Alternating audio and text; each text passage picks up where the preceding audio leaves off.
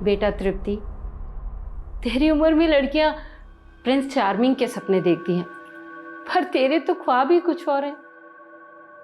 तू तो सबसे अलग रहना चाहती है, उड़ना चाहती है कामयाबी के आसमान पे, है ना तृप्ति? नहीं, ऐसी मैं 10 साल पहले थी, अब नहीं। अब सब कुछ बदल चुका है। मेरे सपने, ये फीलिंग्स सब बदल गए। मेरे दिल पर इतने पत्थर रखे हैं, इतने पत्थर। कभी कभी तो ऐसा लगता है जैसे मैं खुद पत्थर दिल हो गई हूं। मैं अपनी मासूमियत, अपने सपने सब वापस चाहती। आप जानती हैं, मैं रोना चाहती हूँ, पर इसलिए नहीं रोती कि कहीं कोई मुझे कोई कमजोर ना समझ ले। तृप्ति बुआ, आप किससे बातें कर रहे हो?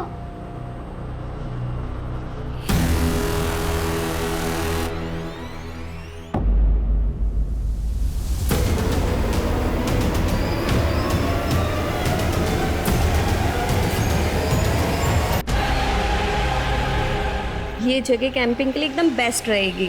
तुम्हें बहुत मजा आएगा मेघा, है ना? मेघा कहाँ खो गई? क्या आप उनसे सच में बात करती हो और वो आपको दिखती हैं? हाँ, जैसे एक अंधेरे में रोशनी की किरण, बिल्कुल वैसे वो मुझे दिखाई देती हैं। मुझे भी बात करनी है उनसे। हाँ, मैं करवाऊंगी। हाँ मुकुंद जी बोलिए। ये कैसे हो सकता है? इस महीने ये दूसरा टेंडर हमारे हाथ से निकला है। वो भी सिर्फ 1 रुपए के मार्जिन पर मैडम। इस टेंडर की भी कोटेशन शुक्ला ने ही फाइनल की थी ना? तभी शुक्ला आज ऑफिस नहीं आया मैडम। एक काम करिए, उस्मान को ले जाइए और शुक्ला को उठाकर ऑफिस लेकर आइए। साहब नाश्ता। हाँ आया।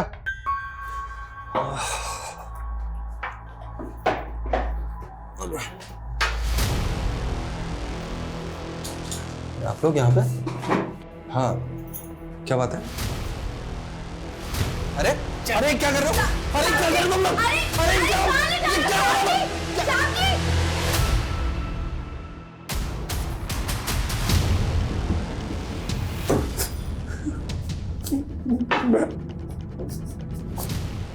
मैं सब कुछ तो ले लिया, मोबाइल, घड़ी, चश्मा, कुछ।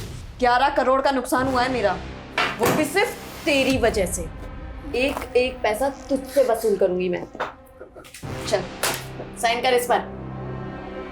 आज से तेरा घर, कार, पीएफ सब कंपनी को ट्रांसफर कर रहा है तू, वो भी अपनी मर्जी से।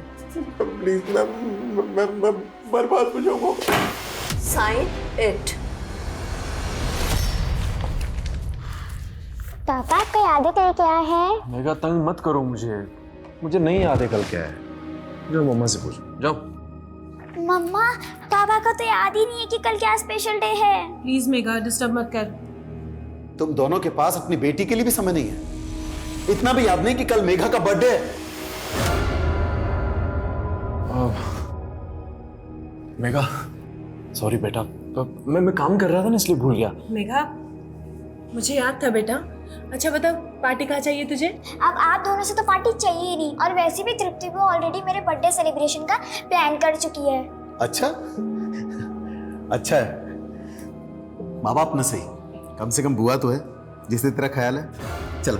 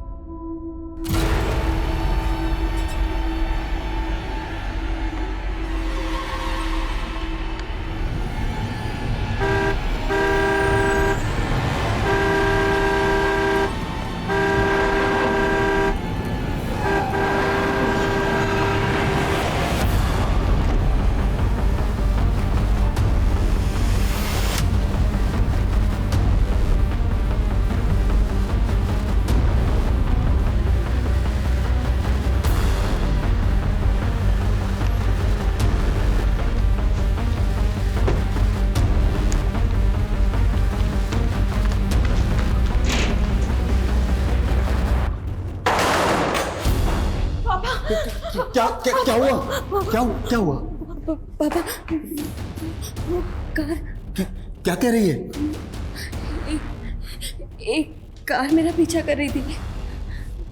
पापा, इसने आजकल दवाइयाँ खाना छोड़ दी है, तो जो है नहीं वो इसको दिख रहा है। नहीं आरुष भैया, मैं हेलुसिनेट नहीं कर रही हूँ, मैंने सच में उस कार को खुद देखा है अपनी अच्छा? आंखों से। हाँ पापा, आपको नहीं लगता कि बहुत ज्यादा हेलुसिनेट कर रही है आजकल? इस हालत में क्या ये बिजनेस को संभाल पाएगी? आरुष भैया, आप बात मत बदलिए, बिजनेस संभालने में मैं आपसे बेहतर हूँ। तभी तो सारे टेंडर छूट रहे हैं ना एक साथ। देखिए शांत हो जाओ दोनों। तृप्ति, बेटा तुम अंदर जाओ और आराम करो।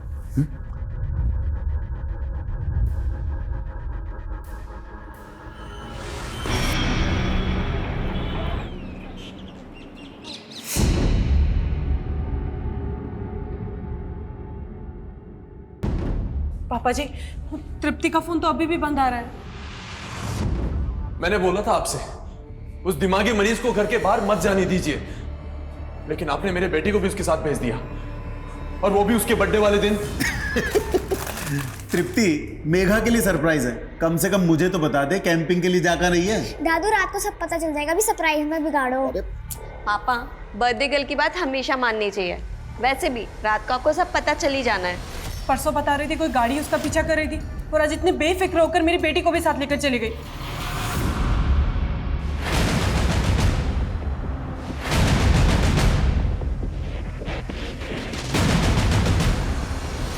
Crime branch, Adil Khan. Surendra ji, DCP sir ने फोन करके बताया कि आपकी बेटी तृप्ति गायब है। मेरी बेटी तृप्ति नहीं, मेरी पोती भी मिसिंग है। जी, डीसीपी सर ने बताया। हम आपकी बेटी के फोन की लोकेशन को ट्रैक कर रहे हैं। आप लोगों को किसी पे शक? हाँ, परसों एक कार मेरी बेटी की कार को फॉलो कर रही थी। मुझे शक है इंस्पेक्टर, कोई तो है जो मेरी बेटी को परेशान कर रहा था। सर, तृप्ति का फोन कैलाशपुरी जंगल के आगे जो एरिया वहां पे बंद हुआ था, पेट्रोलिंग टीम को इन्फॉर्म कर दिया। सुरेंद्र जी, आपकी बेटी उस जंगल वाले एरिया में क्यों गई होगी? No idea sir.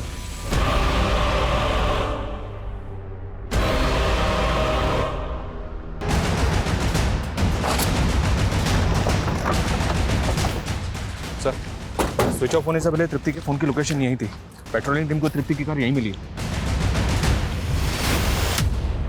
कार यहाँ मिली है तो वो दोनों भी यहीं कहीं होनी चाहिए। पूरा एरिया सर्च करो।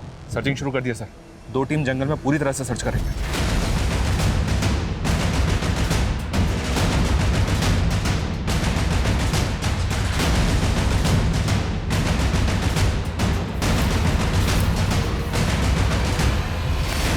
सर, ये देखिए।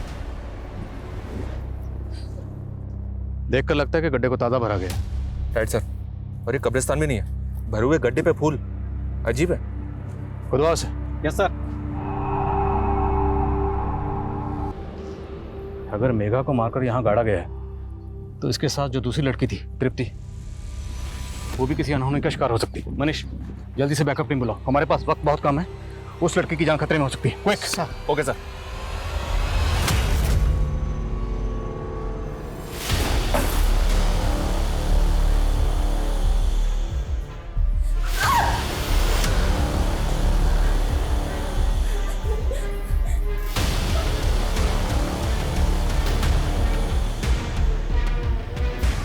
तृप्ति के फादर ने बताया था कि उस रात कोई तृप्ति की गाड़ी को फॉलो कर रहा था। कुछ पता चला कौन था वो? फिलहाल तो नहीं सर, क्योंकि तृप्ति के घर के आसपास कोई सीसीटीवी नहीं मिला। वो उस रात ऑफिस से आ रही थी, तो उस रास्ते में जितने भी सीसीटीवी हैं वहाँ चेक करो। जी सर। और एक बात, आस पड़ोस के लोगों से इंक्वायरी की तो वो लोग बोल रहे थे कि सर खुद उसके घर वालों को ऐसा लगता है कि वो हेलुसिनेट करती है। हेलुसिनेट? जी सर, डिटेल में तो पता नहीं चला है, लेकिन कुछ भूत प्रेत का चक्कर है। सर, नाक के पास लो। क्लोरोफॉर्म। तो मतलब मेघा को पहले क्लोरोफॉर्म सुंघा के बेहोश किया गया, उसके बाद मारा गया, मारने के बाद दफनाया गया। मेघा!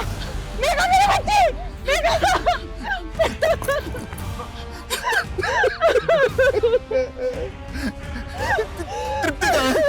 तृप्ति कहाँ है? सर, कांस्टेबल शुक्ला ने तृप्ति के ऑफिस में बात की।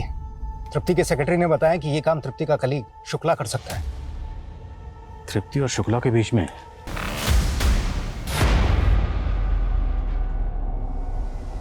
सर,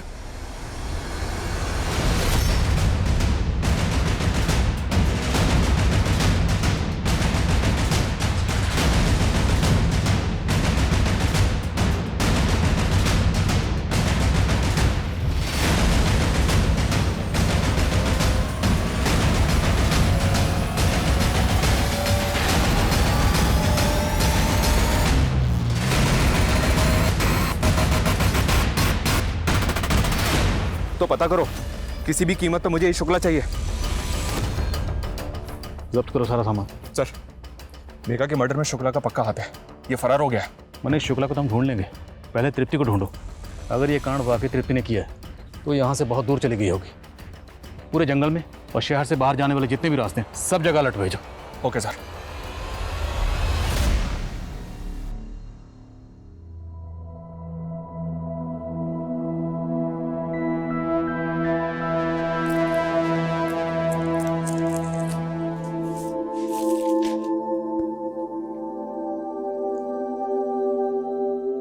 जिस रिश्ते से हमारी माँ सबसे ज्यादा डरती थी वही रिश्ता बनाने जा रहे हैं हम आपसे। जैसे हमारे मामा ने हमारी माँ को धोखा दिया, आप मत दे दीजिएगा। अरे पागल हो गया? हाँ, अगर धोखा देना होता तो बहन थोड़ी ना बनाते। कभी भी आजमा लेना, और तुम्हें वादा किए तुम्हारी रक्षा करने का और हमेशा निभाएंगे। अच्छा वैसे एक बात बताओ, तुम्हारे मामा तुम्हारे मम्मी के साथ किए क्या थे? बेच दिया था उन्होंने। ये तृप्ति की स्वर्गवासी माँ की तस्वीर है, गीतांजलि की। सुरेंद्र जी, हमें टेंट में जिस तरह का सामान मिला है वो कुछ तंत्र वंत्र का सामान था, जैसे स्पिरिट्स को बुलाने के लिए लोग इस्तेमाल करते हैं, कुछ ऐसा सामान था। क्या आपकी बेटी तृप्ति किसी तांत्रिक वांत्रिक के चक्कर? नहीं, तृप्ति ने पैरानॉर्मल साइकोलॉजी और मेटाफिजिक्स में पढ़ाई की थी।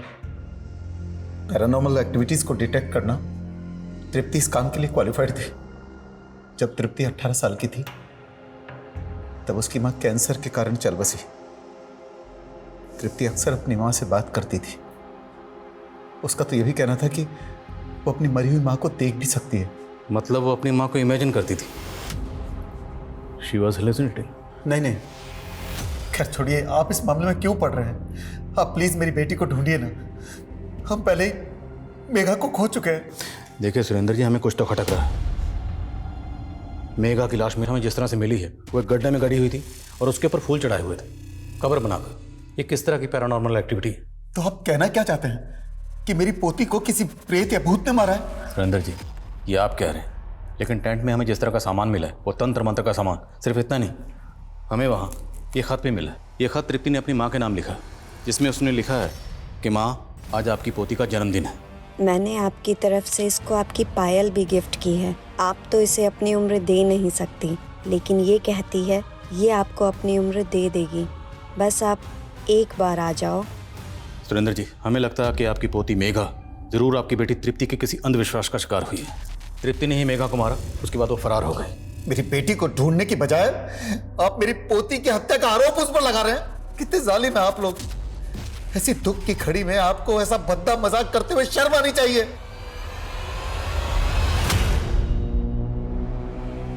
ऐसा लगता है इस जगह को भी ताज़ा ताज़ा भरा गया है, लेकिन यहाँ पर फूल नहीं है। मंडल, खोदो जरा से।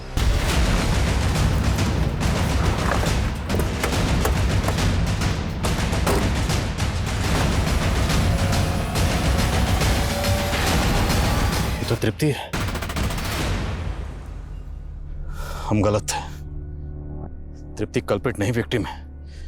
मेघा की तरह इसको भी मारा गया। ये लीजिए भैया आपका चेक। तेरे से भीख नहीं चाहिए मुझे। जानती हूँ मैं आपको चुभ रही हूँ, पर मैं क्या करूँ, मैं भी तो पापा के फैसले के आगे मजबूर हूँ। इन पैसों पर आपका हक है। मेरा हक? मेरा हक इससे कहीं ज्यादा है, और वो मैं लेकर रहूंगा। क्या हुआ? कुछ नहीं, मुझे नींद आ रही है, सोने जा रहा हूँ।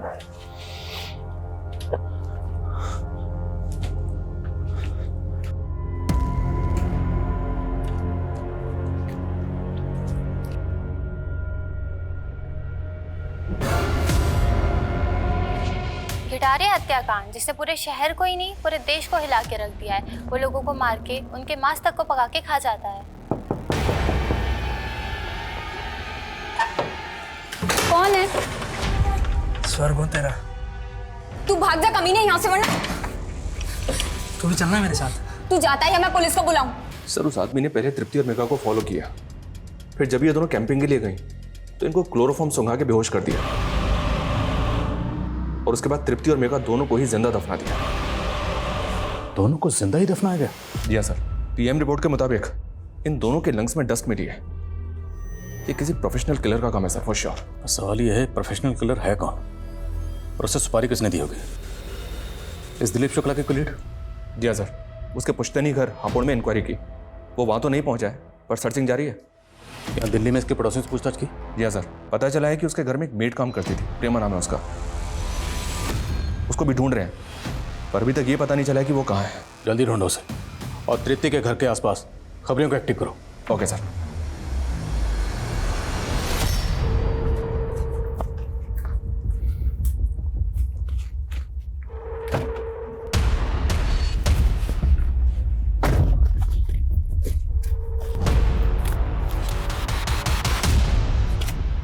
दिव्या, अच्छा हुआ तूने मुझे बचा लिया।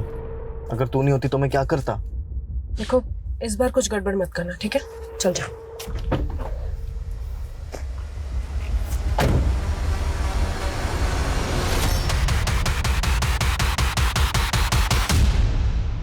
सर ये देखिए, ये तृप्ति की कार और इसके पीछे ये एक दूसरी कार। ये जो पीछा कर रहा है ये है कौन? सर कार ओनर का नाम नवीन कुमार है, झंडेवालान में रहता है। इस नवीन का तृप्ति से क्या कनेक्शन है? सर ऐसा कोई कनेक्शन अभी तक तो सामने नहीं आया। तो इस नवीन कुमार को जरा सामने लाओ। सर तू मेरे घर के अंदर कैसे घुसा? अब इतना मत सताना। देख, तूने मुझे शादी के लिए हाँ कहा था। तूने मुझे झूठ बोल के प्यार किया। तू पहले से शादीशुदा है। तो छोड़ देंगे पहले वाली को। तू निकल यहाँ से। बोल नवीन, उस दिन तृप्ति की कार का पीछा क्यों कर रहा था? सर मैं पीछा नहीं कर रहा था सर। उस रात मैं अपने दोस्त से मिलकर लौट रहा था तो मैंने देखा कि उस औरत की कार की बैक सीट पर एक आदमी चाकू लिए बैठा है।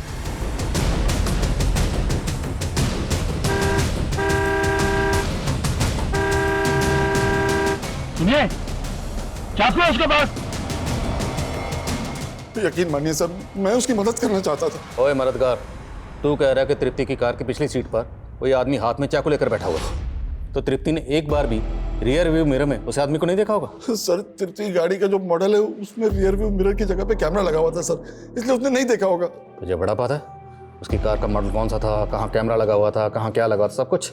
सर 15 साल से मैं 15 साल से उस पर नजर थी? नहीं सर, ऑटोमोबाइल में काम करता हूँ 15 साल से। तू तृप्ति के पीछे पीछे उसके घर तक तो गया था ना, तो ये बात तूने उसके घर वालों को क्यों नहीं बताई? सर जिस तरह आप इसे कहा नहीं समझ रहे, अगर वो लोग भी यही समझते तो इसलिए मैं डर गया था सर। और फिर वो आदमी भी कार से उतर के भाग गया था। मैं क्या किसी को बताता तो क्या बताता सर?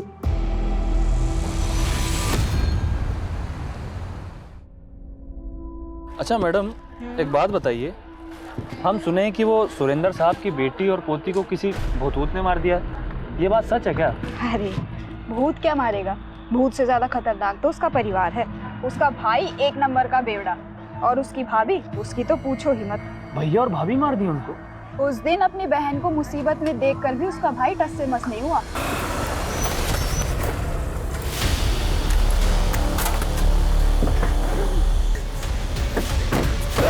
अच्छा, कौन था वो आदमी? तू इतनी जांच पड़ताल क्यों कर रहा है? अरे हम तो बस ऐसे, आप प्याज छाटिए ना। हाँ। अरे नहीं, हम दिल्ली जंक्शन से गाड़ी नहीं पकड़ेंगे, वहाँ सामान का बहुत जांच पड़ताल होता है। हम किशनगंज से गाड़ी पकड़ेंगे, वहाँ इतना जांच पड़ताल नहीं होता। और कौन था वो बाइक वाला? साहब शुरुआत में तो हमें लगा कि कोई चोर उचक्का है, लेकिन वो तो पति निकला साहब। किसका पति? तृप्ति का, गौतम तलवार नाम है साहब उसका, और कुछ साल पहले उन दोनों का तलाक हो गया है। ठीक है, अभी तू जा, कोई और अपडेट हो तो बताना। जी साहब।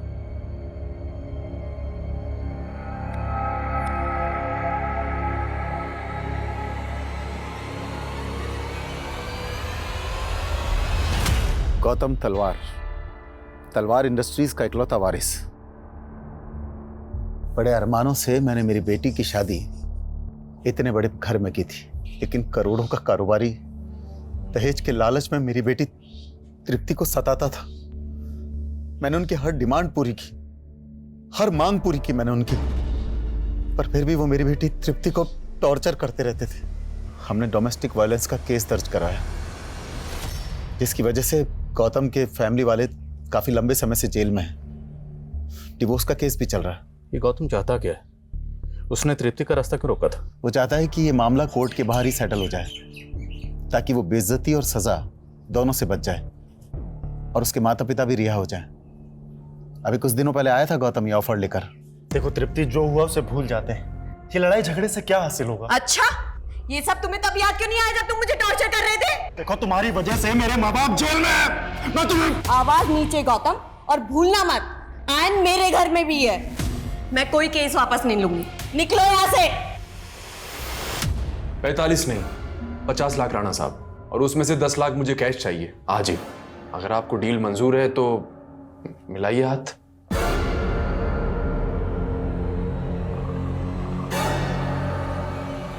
$5 लाख है।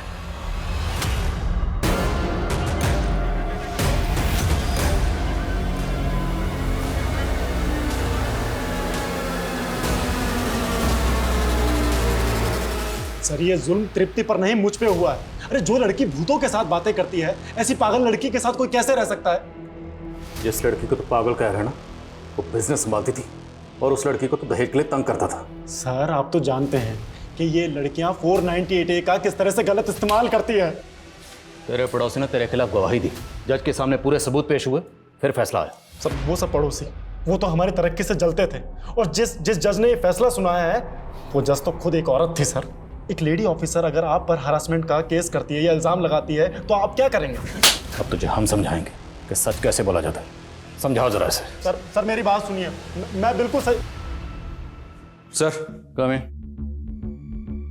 सर, जावेद खबरी से बात हुई मेरी। उसने बताया कि मेघा दिव्या और आरुष की सगी बेटी नहीं है, उसको गोद लिया दोनों ने। व्हाट? जी हाँ सर। सुरेंद्र जी ने पहले हमसे तृप्ति की शादी की बात छुपाई, और अब पता चल रहा है कि मेघा अडॉप्टेड थी। और कितने राज छुपे हैं इस फैमिली में? और एक राज का पता चला है सर। जब तक तृप्ति उस घर में थी तब तक आरुष को बिजनेस में इतनी इंपॉर्टेंस नहीं मिलती थी। जब से तृप्ति उस घर से गई है तब से आरुष ही बिजनेस को हैंडल कर रहा है। मतलब बहन की मौत का फायदा तो हुआ है भाई को। सर, इस शुक्ला का बैकग्राउंड खंगाला तो पता चला है कि दिलीप शुक्ला और आरुष पहले से एक दूसरे को जानते थे, और आरुष ही दिलीप शुक्ला को फैमिली बिजनेस में लेकर आया था। तो मतलब शुक्ला और आरुष, इन दोनों के रास्ते का अगर कोई कांटा थी तो वो थी तृप्ति। कहीं इन दोनों ने मिलकर तो नहीं इस कांड को अंजाम दिया? और सर, ये शुक्ला का कॉल रिकॉर्ड पता चला है कि जिस वक्त नवीन अपनी कार से तृप्ति की कार का पीछा कर रहा था, उस वक्त शुक्ला का नंबर तृप्ति के घर के आसपास एक्टिव था। मतलब तृप्ति की कार में जो आदमी चाकू लेके बैठा हुआ था वो दिलीप शुक्ला था। अगर वो सच बोल रहा है तो, क्योंकि हो सकता है नवीन ने हमें घुमाने के लिए झूठा बयान दिया। ओके ठीक है सर। अभी जावेद ने बताया कि जो मेट शुक्ला के घर पे काम किया करती थी, प्रेमा, वो तृप्ति के घर में भी काम किया करती थी। तो ये बात हमें पहले क्यों नहीं पता चली? सर, उसने दोनों घरों से काफी टाइम से छुट्टी ले रखी थी, इसलिए कभी उसका जिक्र ही नहीं हुआ।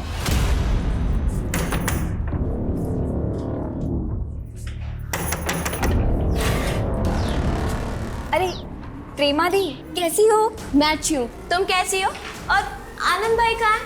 कहीं नजर ही नहीं आ रहे। अरे क्या हुआ, क्या सोचने लग गई? वो कुछ नहीं, आनंद भाई तो किसी काम से गांव से बाहर गए हुए हैं। एक काम कीजिए, आप मुंह हाथ धो लीजिए, मैं आपके लिए चाय बना देती हूँ। ठीक है।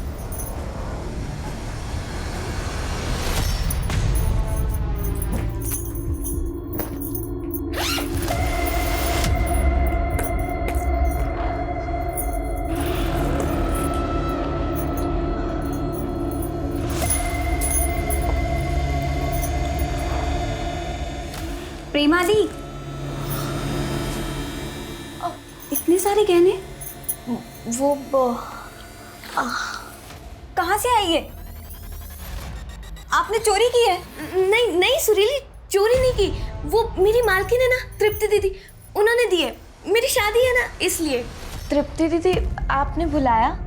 हाँ, होने वाली दुल्हन, ये सब तुम्हारे लिए निकाले मैंने। ये सब दीदी मैं कैसे? नहीं नहीं दीदी। हाँ नहीं नहीं, तुम रखो इन्हें, मेरी तरफ से तुम्हारी शादी का तोहफा। आप मुझे बेवकूफ़ मत समझिए, ये सब है ना फिल्मों में ही होता है। असल जिंदगी में नहीं होते। सच सच बोलिए, ये गहने कहाँ से आए हैं? वो मैंने वो क्या प्रेमा दिलीप शुक्ला के यहाँ भी काम करती थी? लेकिन प्रेमा ने कभी कुछ बताया नहीं। और मुझे भी शुक्ला ने कुछ नहीं बताया। प्रेमा मिलेगी तो सब बता देगी। प्रेमा रहने वाली कहाँ की थी? आप लोगों के पास उसका कोई एड्रेस वगैरह है? सर बस इतना पता है कि वो बिहार की रहने वाली थी। अभी उसकी शादी होने वाली थी, इसलिए वो छुट्टी लेकर वहीं पर गई है।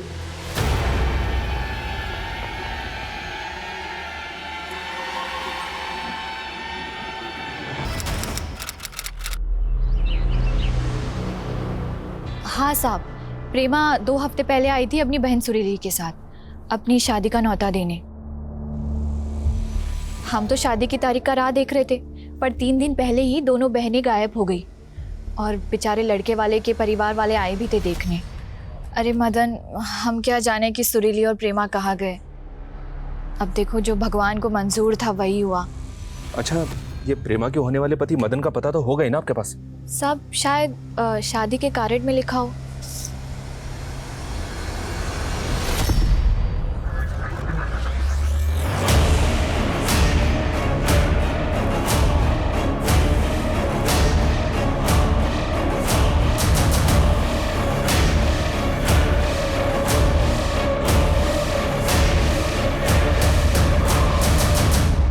साहब, प्रेमा बहुत प्यार करती थी साहब हमसे। वो हमें ऐसे छोड़कर नहीं जा सकती साहब। हमें तो लगता है कि कुछ बुरा हुआ है उसके साथ। तुम प्रेमा के किसी रिश्तेदार को जानते हो? हाँ साहब, उसका एक मुंह बोला भाई है, आनंद, हमारा दोस्त है वो। उसी के जरिए मुलाकात हुई थी प्रेमा से और फिर बात शादी तक पहुंची थी। सब लोग बोलते हैं कि प्रेमा को हमसे शादी ही नहीं करनी थी, इसलिए भाग गई वो। लेकिन आप ही बताइए साहब, अगर प्रेमा को भागना ही था तो फिर सुरीली काहे भागी साहब? काहे गायब हो गई वो? नहीं सर, सच बोल रहा हूँ सर, मैंने ऐसा कुछ नहीं किया सर। बकवास बंद कर। ऑफिस के गार्ड ने तुझे पार्किंग लॉट में तृप्ति की गाड़ी के पास मंडराते हुए देखा, और जिस दिन तृप्ति गायब हुई तेरे फोन की लोकेशन तृप्ति के घर के पास थी। तू ही बैठा था ना उसकी गाड़ी में चाकू लेकर? तृप्ति मैम की गाड़ी में वो मेरा चश्मा रह गया, तो गाड़ी खोल दो जरा। जी सर। सर मैं मानता हूँ कि मैं उसकी कार में चाकू लेकर बैठा था, लेकिन सर मैं सच कह रहा हूँ, मैंने उसे नहीं मारा सर। सर उसको डराकर सिर्फ अपने घर के पेपर्स और कार के पेपर्स वापस लेना चाहता था, और कुछ नहीं सर। लेकिन सर उस गाड़ी वाले की वजह से सब प्लान चौपट हो गया सर। मुझे लगा कि उसने मुझे देख लिया, इसीलिए मैं अंडरग्राउंड हो गया था सर। अंडरग्राउंड हो गया या तृप्ति और मेघा को मारकर अंडरग्राउंड कर दिया? दोनों को मारकर दफना दिया तूने? मैं सच कह रहा हूँ सर, मैंने ऐसा कुछ भी नहीं किया सर। मैं सर नोएडा के एक फ्लैट में अंडरग्राउंड था। आप चाहे तो पता कर सकते हैं सर। मेरे दोस्त हमने प्रेमा तेरे घर पे काम करती थी ना, वो भी तेरे साथ अंडरग्राउंड हुई थी? प्रेमा, उसका क्या लेना देना है इस केस से? सर वो तो कह रही थी कि उसकी शादी होने वाली है और उसने कहा था कि वो काम छोड़ देगी। काम कब छोड़ा? हाँ 6 तारीख को सर। और 7 तारीख को तृप्ति का मर्डर, और तब से प्रेमा गायब है और उसने कोई शादी वादी नहीं की। ये बता कि तू तृप्ति की कंपनी में जो गबन करता था वो किसके कहने पर करता था? अपने कॉलेज के दोस्त आरुष के कहने पर, है ना? नहीं सर, ये सब मैं सिर्फ और सिर्फ दिव्या के कहने पर करता था। क्यों? सर उसने आरुष से शादी सिर्फ और सिर्फ पैसों के लिए की थी, और पिछले कई सालों से अपने बॉयफ्रेंड पुलकित को पैसे भेज रही चोरी छुप के। लेकिन जैसे ही तृप्ति आई ना सर, सारी चीजें बदल गई। तो इसलिए दिव्या ने आरुष के जरिए तुझे वापस तृप्ति की कंपनी में रखवाया ताकि गबन कर सके। जी सर।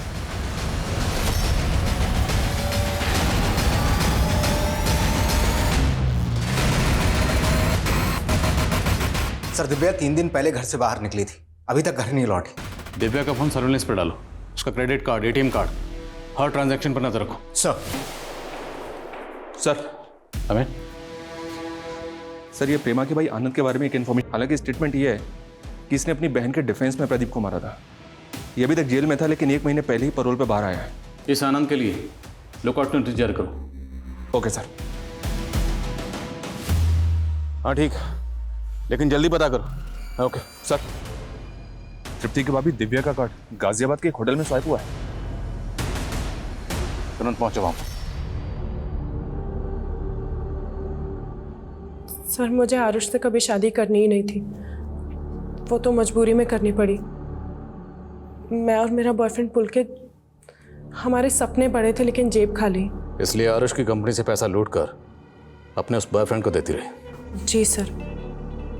सर मैंने पुलकित के लिए बहुत कुछ किया, पर पुलकित ने मेरे साथ वही किया जो मैंने आरुष के साथ किया। सर वो मुझसे मिलने होटल आया था।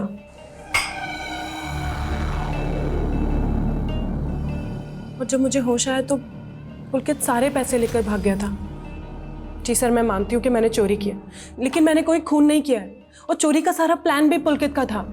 फिक्र मत करो, तुम्हारा वो बॉयफ्रेंड भी बहुत जल्द तुम्हारे साथ यहीं बैठा होगा। मनीष सर, लुकआउट नोटिस जारी करो इस पुलकित के लिए। इसके शकूर बस्ती में मिली लाश।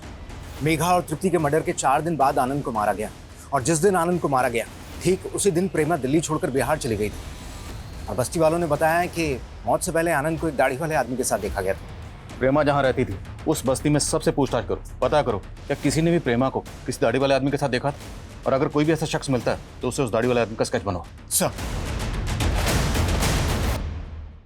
हाँ साहिब, प्रेमा यहीं रहती थी। एक दाढ़ी वाला आदमी आता था उससे मिलने के लिए। क्या नाम था उस दाढ़ी वाले का?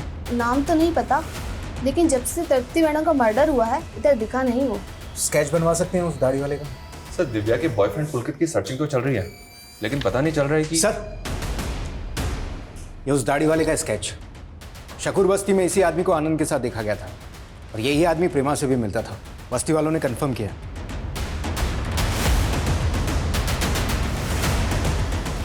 मुझे ऐसा लग रहा है सर इस आदमी को कहीं देखा है मैंने।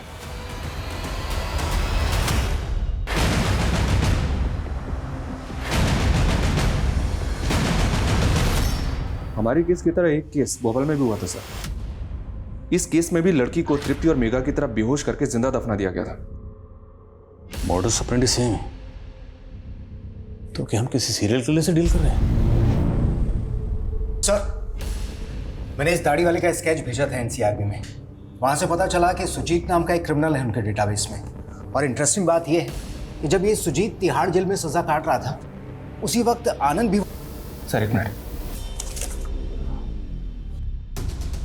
माय गॉड,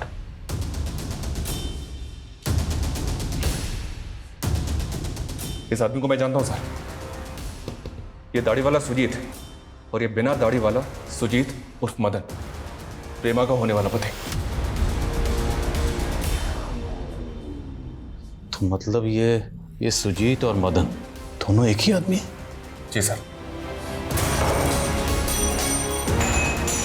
कातिल हमारी नजरों के सामने था और हमें चकमा देखे। साहब सुजीत पहले से ही बदमाश था, इसलिए गांव वालों के साथ किसी के साथ नहीं बनती थी। हाँ, उसका एक दोस्त है भोला, दोनों लंगोटिया यार है। सुजीत के बारे में कोई ज़्यादा जानता है तो वो भोला ही जानता है। भोला, ठीक है, इस भोला को उठा लेते हैं सर। बिल्कुल नहीं, ये गलती नहीं करनी। अब ये सारा खेल सब्र का है। अगर हमने कोई भी गलती की तो सुजीत अलर्ट हो जाएगा, हमारे हाथ से निकल जाएगा। भोला पे 24 घंटे नजर रखो, उसका फ़ोन सर्विलेंस पे डालो। ये सुजीत उस मदन भोला को कभी ना कभी कॉल जरूर करेगा, और हमें उस एक मौके का इंतजार करना है चुपचाप। Okay sir.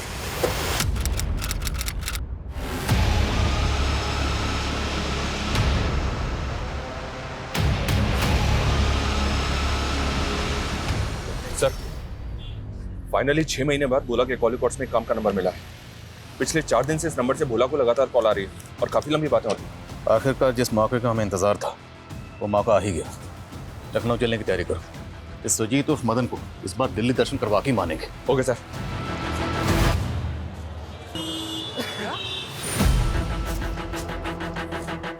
सर सुजीत को उस तरफ जाते हुए देखा किसने?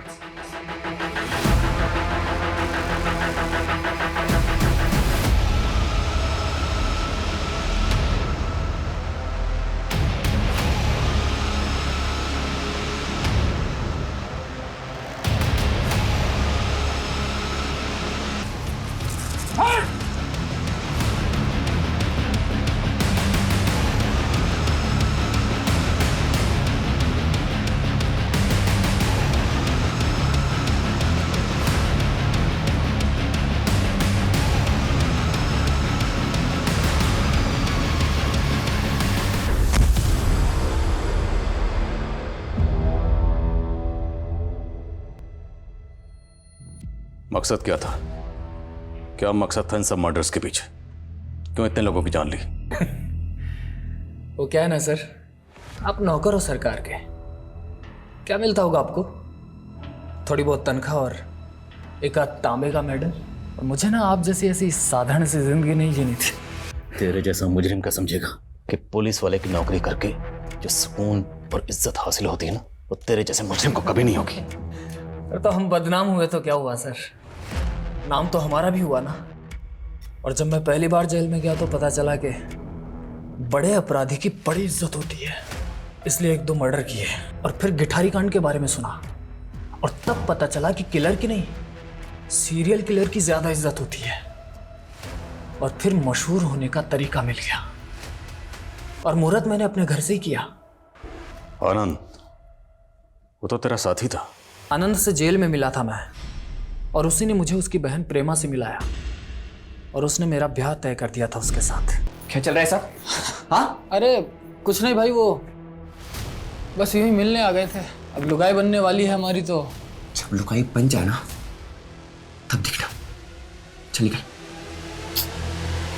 फिर एक दिन दारू पीने बुलाया उसको, और इससे पहले मैं प्रेमा के साथ उसकी मालकिन तृप्ति के घर गया। और तब मुझे ख्याल आया कि अभी तक मैं गरीबों को मार रहा था, अब मुझे अमीरों को भी मारना था। प्रेमा और श्रीली का क्या किया? दोनों जोर शोर से तैयारी कर रही थी शादी की, तो उनको भी निपटाना था। तेरे जैसा मुजरिम समाज में रहने के लायक नहीं। सुजीत इस वक्त न्यायिक हिरासत में है। जल्द ही उसके खिलाफ मुकदमा शुरू होगा। ये केस समाज से जुड़े कई मुद्दों को छूता है, जैसे कि अंधविश्वास। अंधविश्वास हमारे देश की एक ऐसी समस्या है जिस पे हम इतना तवज्जो नहीं देते। जब इंसान का खुद पे विश्वास कम होता है तभी अंधविश्वास जन्म लेता है। ये केस हमें एक और मसले पर सोचने के लिए मजबूर करता है। सुजीत ने जो भी किया वो मशहूर होने के लिए किया, जो कि सरासर गलत था। लेकिन आज के डिजिटल युग में शायद हम सभी इस प्रसिद्धि को पाने के पागलपन के शिकार हो रहे हैं। कुछ लाइक्स पाने, व्यूज या सब्सक्राइबर्स बढ़ाने के लिए आज कई लोग किसी भी हद तक जाने को तैयार हैं। हर किसी को रातों रात फेमस होना है, हर किसी को इंस्टेंट सक्सेस चाहिए। लेकिन हमें ये नहीं भूलना चाहिए कि गलत रास्ते से इंसान मशहूर तो हो सकता है, लेकिन कामयाब नहीं। गलत इरादे और धोखे से बनी इमारत अक्सर जल्दी ढह जाती है, लेकिन साफ नियत, कठिन मेहनत और सब्र की कसौटी की बुनियाद पर खड़ी इमारत ताउम्र बुलंद रहती है। इसी सोच के साथ अब मैं रेणुका शाह ने आपसे विदा लेती हूँ। हम फिर मिलेंगे ऐसी एक कहानी के साथ जो रखेगी आपको सतर्क और जिंदगी को सुरक्षित। तब तक अपना और अपने परिवार का ख्याल रखिए और देखते रहिए क्राइम पेट्रोल सतर्क। जय हिंद।